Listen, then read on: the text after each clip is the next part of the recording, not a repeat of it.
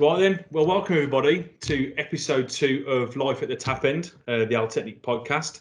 I am joined by two esteemed guests today. I will let those guys introduce themselves shortly, but we're going to do a podcast today. We're going to have an open chat about mental health, and certainly mental health within our industry, within plumbing and heating, but I think also mental health within the wider environment, within life in general. So, like I say, I have been joined by two guests today. I've always wanted to say this. So, in the words of Cilla Black, contestant number 1, what is your name and where do you come from? Hiya, my name's Lee, Peaky Plumber from the Peak Group, and I'm up in Huddersfield, God's County, Yorkshire. If anyone can't understand that, but we'll try and dub some videos over that afterwards. And contestant number 2, what's your name and where do you come from? My name's Joe. If you can't tell from my thick Brummie accent, I'm from Birmingham. Perfect. And so just one thing I did want to say at the start of this, that this is 3 guys having an open conversation. These views are our own. We're not trained specialists in mental health. Lee is a trained specialist in plumbing. He keeps telling me. I've read some reviews on his website, and I think he's been paying his customers, but he's doing a grand job in what he's doing. Joe works in a completely different field, don't you, Joe? Joe comes from a different industry, but Joe does an awful lot of work within sort of trying to make people aware of mental health. So like I say, these are our own views. So please be kind to us. It's all about being kind. It's all about trying to raise awareness. And this whole podcast, I think, is about raising awareness within our industry of what's going on and what we can all do, I think, together as individuals to help this. I mean, Lee, or the Peaky Plumbers we can call, you've got a band of followers on Twitter. Social media is a platform where you absolutely open up yourself to the world, to obviously to great gain, to great promotion, but also to great sort of criticism as well. So what's your feeling, Lee, on the way that social media is affecting the industry, but also the mental health of the people that work in here? I think you're probably best placed to answer that. Yeah, I think there's pros and cons to it, like there is pretty much everything. I think on the social media side, you've got to be careful what you do put out there, because unfortunately, there is people that want to see other people fail. I think that's just part of being a human. I know from my own personal, and this is just me over the last 6 months, I've distanced myself from other users on social media deliberately, and it's not because of them, and it's not because that I think anything they do is right or wrong. It's been for me personally, because I found that I was spending too much time on social media, and it was taking the light away from the business, and I was starting to think more about what people online thought about me than what actually my customers do. Yeah. So I tried to step back from it all and move away from it all and take it back to all sort of in-house and focus just on the business. Mm-hmm. And I have kept a few people close to me online to support them and support me. Yeah.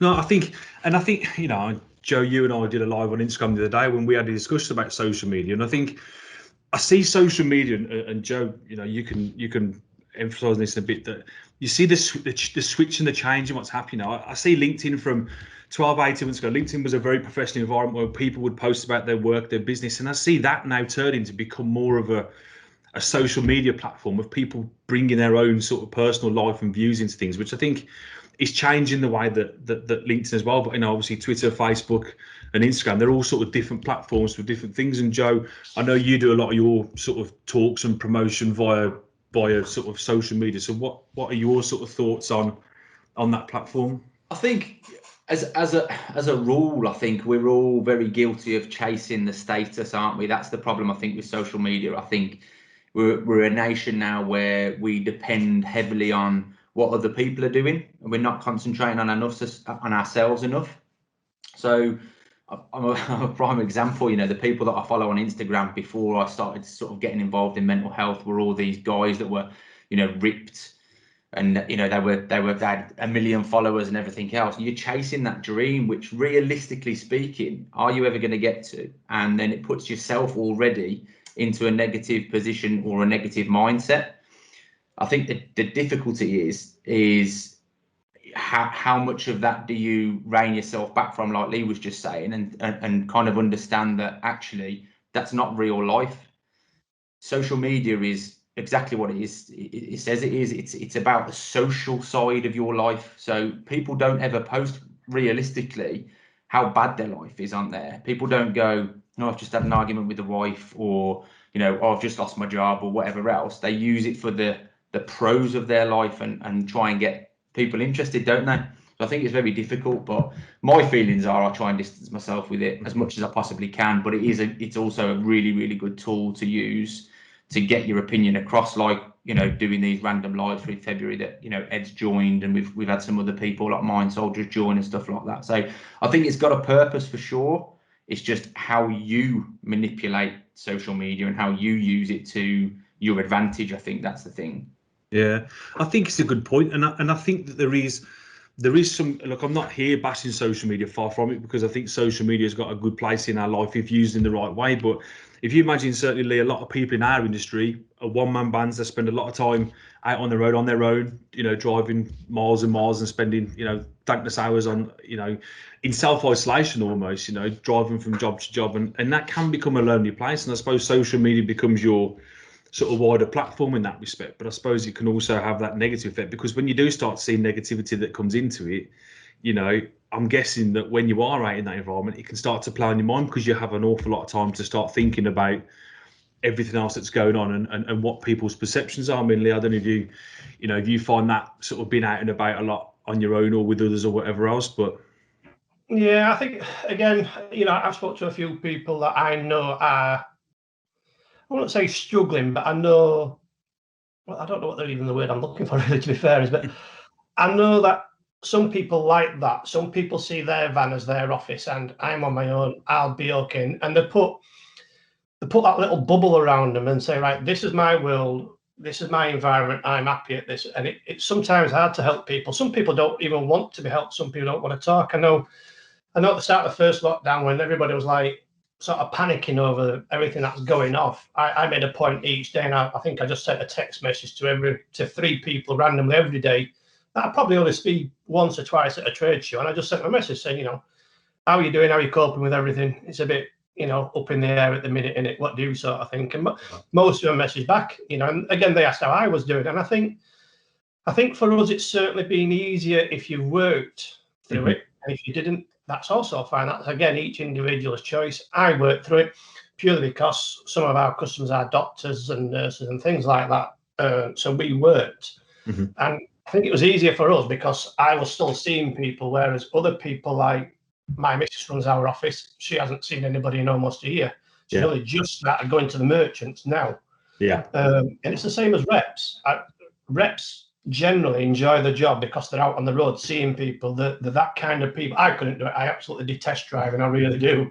But for them, it's going and seeing the merchants. It's going and seeing the boys and girls out on the tools. So I would imagine everybody's going on about like the engineers, but I also think the reps that have been sat at home for the last 12 months, I would imagine they're climbing the walls even more. And again, I've spoke to a few of them again, and you know, one of them had to drive past us just to see us the other week, and you know, he got his joggers on and a t-shirt like from a 1980s concert. You know, I think everybody has ups and downs, don't they? It's how you do it. And I think if you get into the right clique of people, you can motivate each other very, very easily. Absolutely. I've got a mate, I'm not going to say who he is, but I've got a mate, and every now and again I'll just send him a one-word message saying dickhead, you know, and I know he'll read it as in the context that it is meant. You know, and a couple of days later he'll send me one back, and it's just about building that rapport with the right people around you, that are generally positive people who want you to do well and see you succeed. You know, as a plumber, I've always made a point when I've gone into merchants of talking to other plumbers and trying to befriend them, and I've built some great relationships. I personally don't want to go in and be falling out with plumbers in a merchants because I might need him to do me a job next time. So I don't see any of the local people as my competition. They're not. I do my own thing, and I do my thing for my business and my family alone. I don't do it for the other plumbers around here. And any of the lads and girls that are listening to this that know me, I've passed loads of work to people, but I've also had work being passed back to me. So it cuts both ways.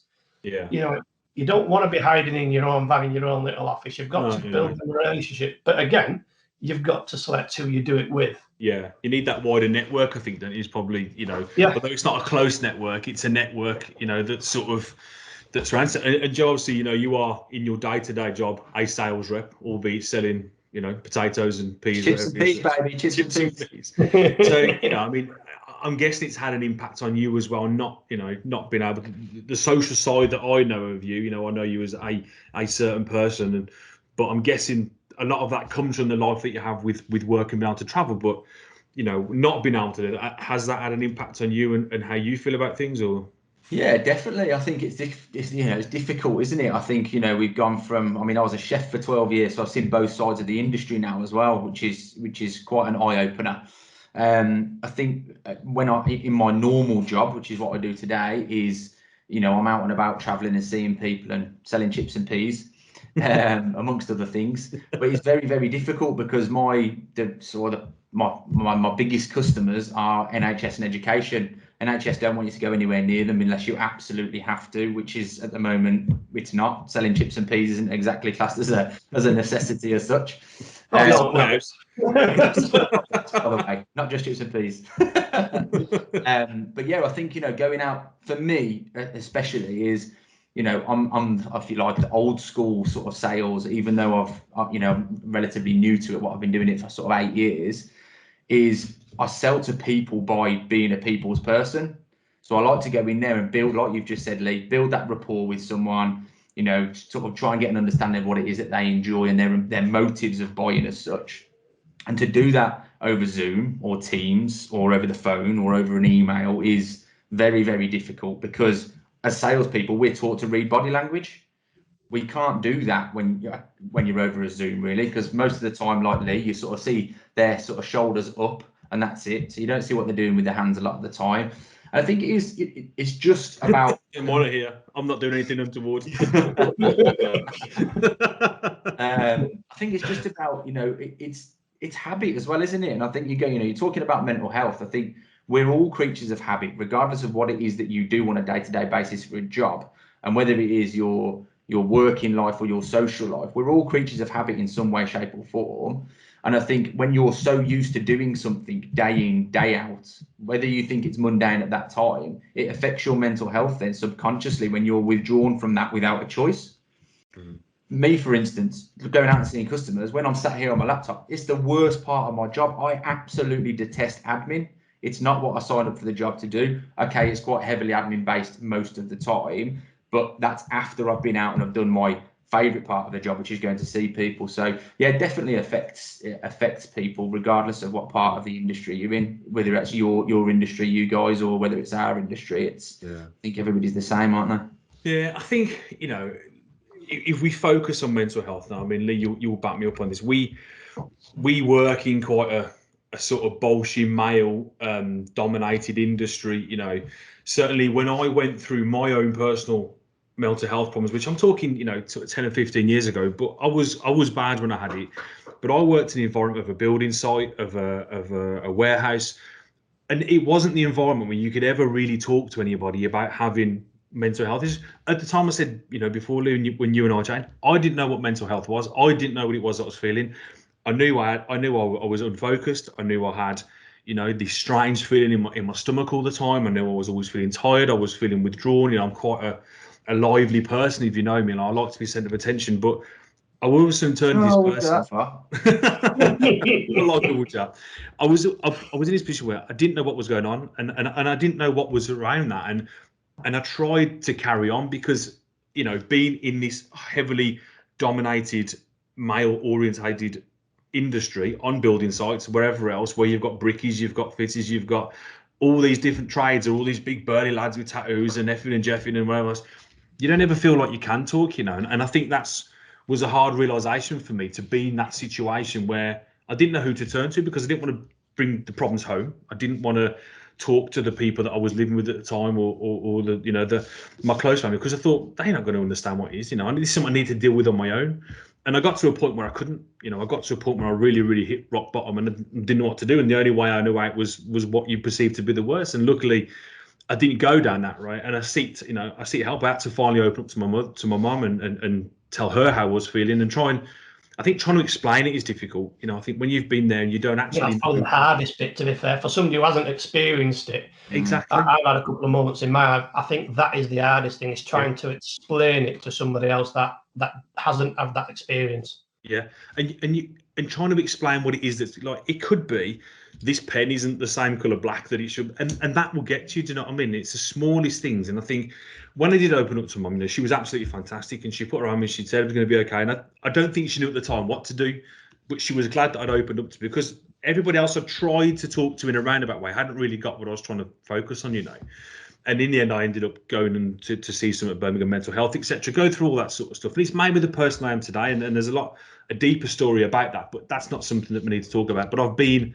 at rock bottom in a situation where I didn't feel like I had any control over it, and I didn't know where to turn to. And I think, Lee, certainly within our industry, we need people to understand that there is people you can turn to. People always say, "Oh, my DMs are open, or you can message me," but I think we need to get the message across that is true, and even sometimes the easiest people to talk to are the people that you don't know. I haven't known Joe for that long, but I've probably told Joe more about my personal experiences with anxiety, with depression, with suicidal thoughts. I'll go that far than I ever have done with anybody else, probably apart from my wife. Do you know what I mean? And my very close people around me. And I think we need to get that across our industry, don't we? That you're, what you're trying to get across there is saying that people who haven't got a biased opinion of you, or they don't know you, that potentially as the bubbly, lively Mr. Social Ed, that they wouldn't have a perception of you. And I think that's the thing, is it's the perception of somebody being so strong. And as we touched on with our lives, Ed, when you're saying you got a broken arm, you got a broken leg, people see you in a cast, people see this, oh, he's ill, he's got something wrong with him. Whereas they don't see that, especially with, and I touched on you being so social and bubbly, Ed. Me and Ed have some amazing times together. And I think, I would never have put that down the first time. I can leave the room, you two, if you want. Just was 5 minutes. I'm just going to stop recording.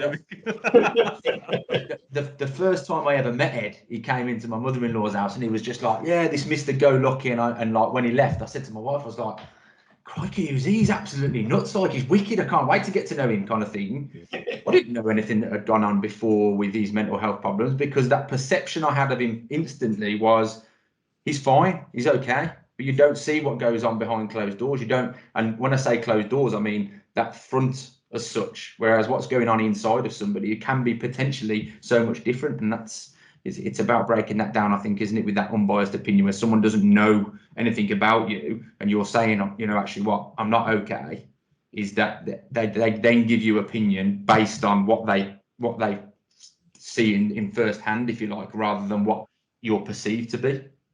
No, exactly. I think one of the biggest things, I think from people that I know and spoke to, again, I think they see it as opening up as being a failure.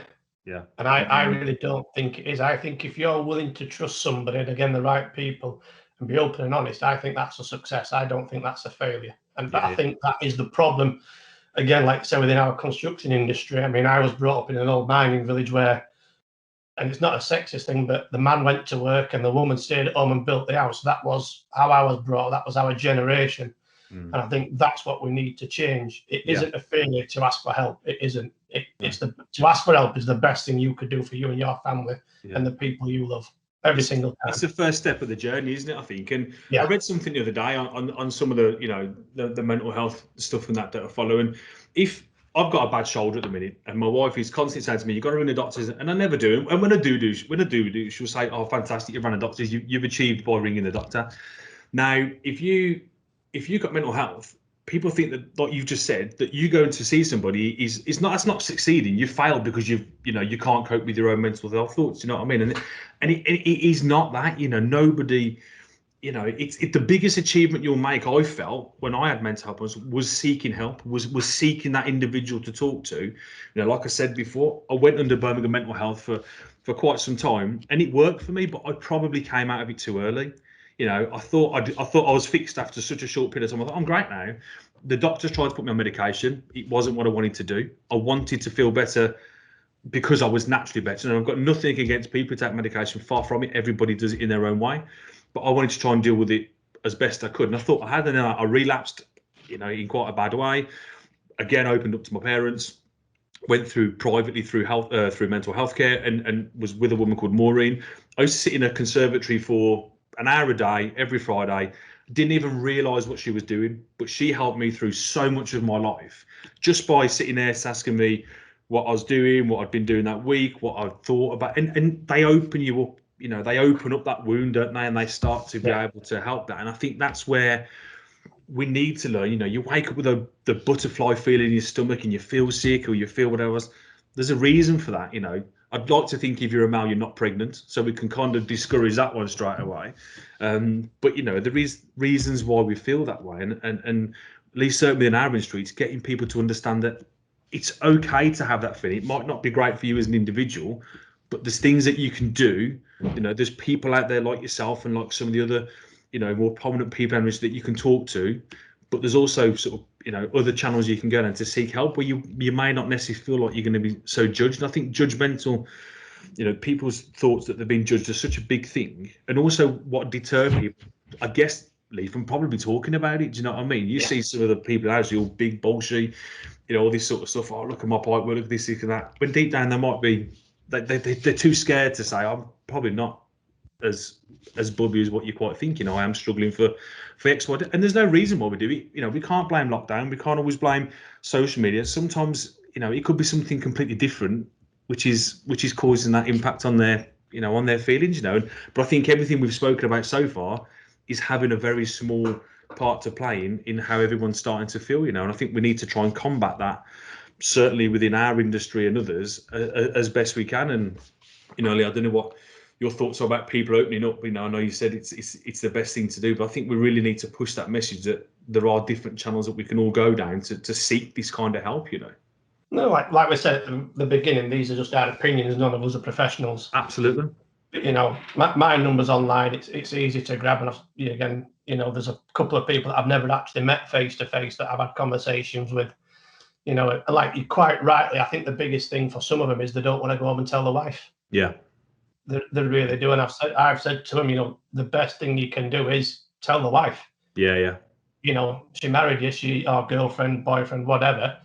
That's your relationship, and the more you bottle it up, the harder it becomes to talk about.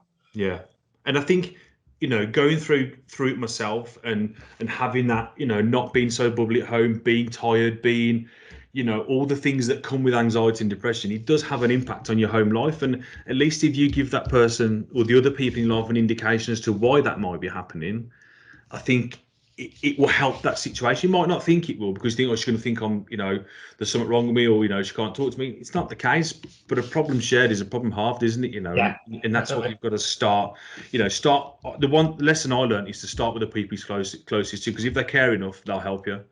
Yeah. Do you know what I mean? And they're the ones you're going to hurt the most if you don't. Yeah, exactly. And if things go too far, God forbid that we don't even want to mention that, but they're the people that are going to suffer. There's a whole wider picture to this. And yes, it might be difficult to be around that person, but at least they understand. I think having an element of understanding as to why people are behaving like they do is a huge way forward in bringing the whole stigma around mental health down. If someone all of a sudden becomes, he's been a right arsehole the last couple of months, he's been right grumpy. At least if you understand the reason why, you'll give them a little bit more time, and you'll give them a little bit more understanding. And I think that's why it's so important that we have to push this message that, it is okay not to be okay, and it is okay to talk. Yeah. We've all, like I say, my door is always open for anybody who wants to talk. And again, I'm not a trained professional in mental health, but I'm speaking from a perspective where I've been at rock bottom. I've been in that position. I've come out of it to the side. Absolutely. I deal with things in a completely different way now, but I have been in that position.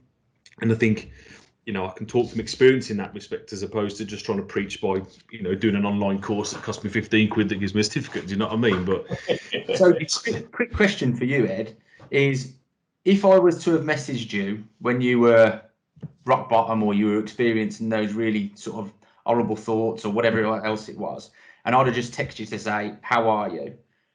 Honest answer, would you respond with, I'm okay? Or would you respond with, I'm actually feeling quite bad?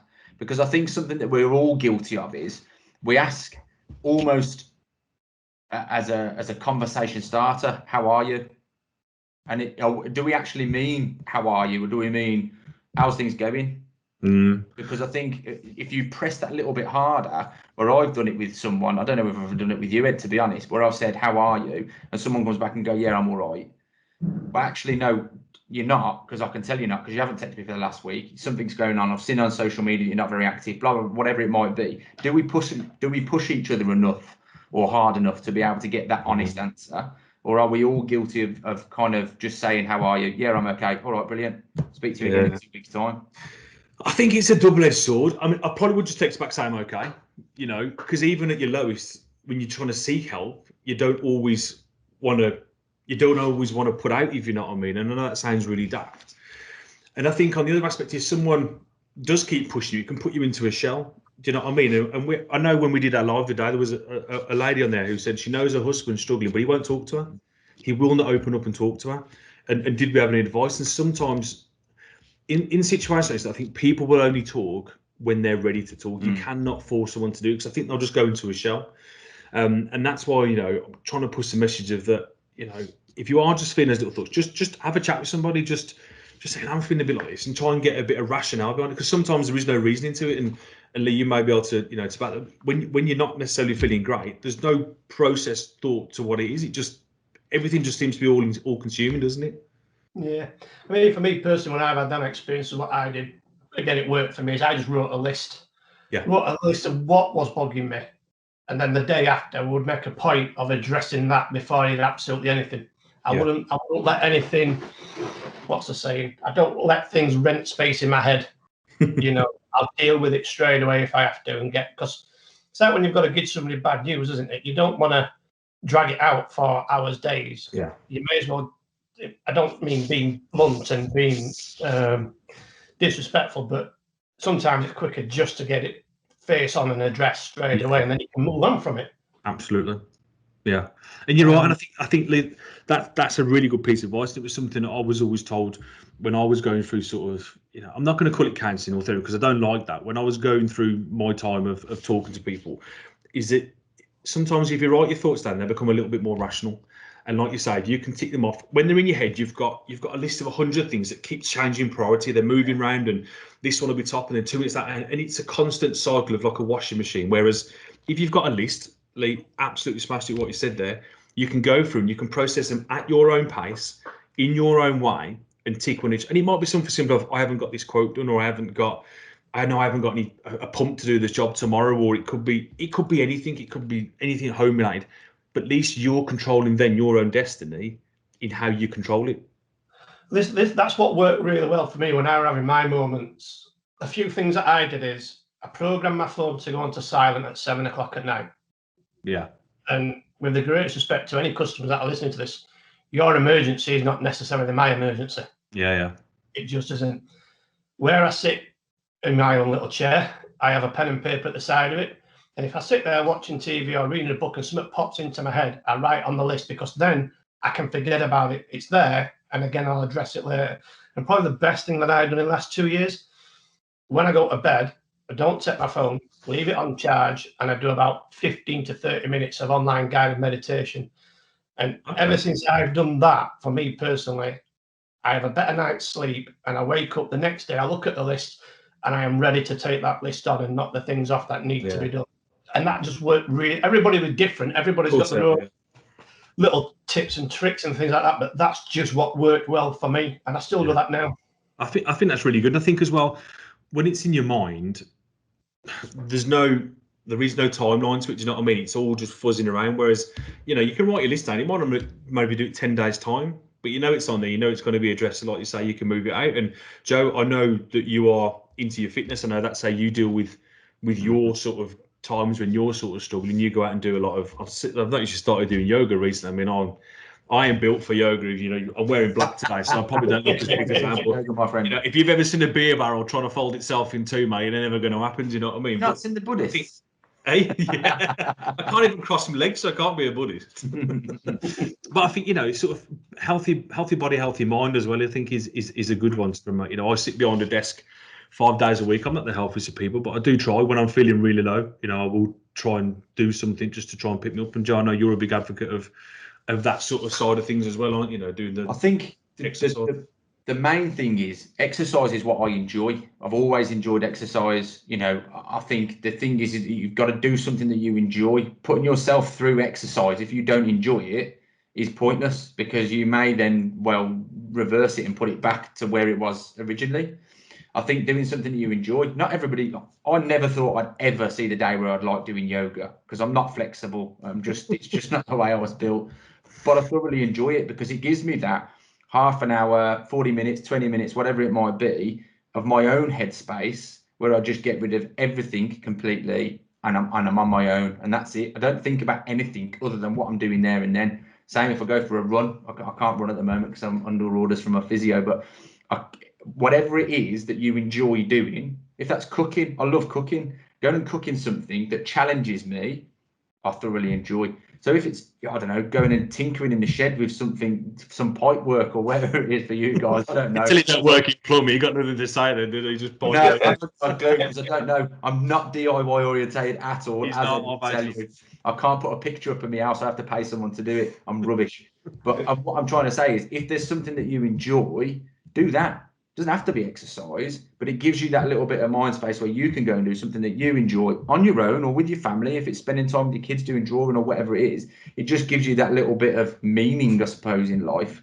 And that's what I think is important when you're going through these bad times, because I think I was on a live with Mind Soldiers the other day, and the guy who heads it, or one of the guys that heads it up, Robert Heisey, he was saying that I think throughout this pandemic, when we're all talking about mental health, is everything's negative, isn't it? Everything's like, oh, the government's not doing this properly, we're not doing that properly, and when's it going to be over, and why have we got to wear masks and everything else? Why don't think about the positives of how good is it going to be when we get out of this, when people can go out and socialize again, when people can get back to their normal lives again. Let's eradicate the negatives from your mind if you can, and I know that's really, really hard, but look forward to something, whatever it is, or take the positives in this. The positive for this for me is that I've got to spend some more time with my family that I never normally get the opportunity to do. I know Ed's been the same, where he's gone on walks down the canal that, again, he potentially would never normally do. I don't know what it's like for you, Lee, but take a positive. My missus bought me a load of wood, so I've built an outside bar. Oh, mate, there's no better positive. After my own heart. Come round on Friday. Come round on Friday, Joe. You can bring the chips and fish. Yeah, happy days, mate. Don't forget the mushy peas, though. Was it gravy? Gravy in Yorkshire. Everything's got gravy. But again, it's something you enjoy, and I think we'll start to sort of wrap it down a bit now. But I think Lee, we have to raise awareness within our industry. We have to let people know that whether you are the MD of a company that turns over millions of pounds, whether you're a sole trader, whether you're a man with an apprentice, whether you've got 4 or 5 lads working for you, we're all in it together. Do you know what I mean? And mental health is such a silent killer, that we have to be there as best we can, I think, for everybody. And it's easy to say, I am a DM's open, but it has to be there. You have to be able to give people that support, and I think we have to start a journey, and there's lots of good things that are going on with various individuals, with charities, with the government are obviously, trying to put some funding behind it as well. And, we're all there together. Everybody fights their own battles, no matter how big, how small that may be. Everybody's problem is their own problem. And I'm not saying that anybody on this call can solve somebody's problem, but what we can do is listen. And all of us have got the ability to listen, and I think that's important. People saying, I'm banging my head against a brick wall with this, how I'm feeling. Maybe that wall's just been put there for you to lean against for a bit, not to try and get through it, but to just stop, slow down a minute, take heed of what's going on and reprocess and refocus your mind. And, we can all do that. We all can control our own destiny. It doesn't have to go too far. It doesn't have to be too late. If ever anyone's feeling, that bad, just seek help. Talk to somebody. Talk to anybody close. Joe, you and I spoke before. I once pulled a bloke off a bridge who was trying to jump off a motorway bridge. And that will live with me forever. That day haunts me every single day of my life. To pull a bloke off, he'd already jumped the rail. He was standing on the light that was shining back at the road sign. Because it wasn't just his life he was going to, damage. It was people close to him. It was the family of the car that he jumped in front of when he went off the bridge.